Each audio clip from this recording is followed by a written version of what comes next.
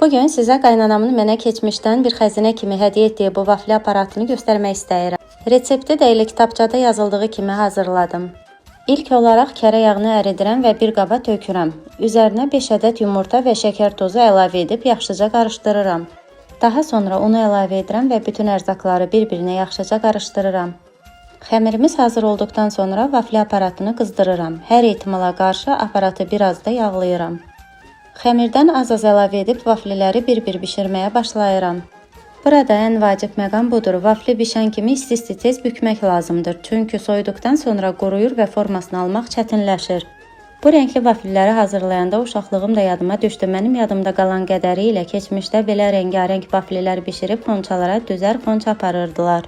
Uşaqlığımızın dadı, nostalji bir avadanlıq. Dedim, bugün mütləq istifadə etməliyəm və sizi də keçmişə aparmalıyam.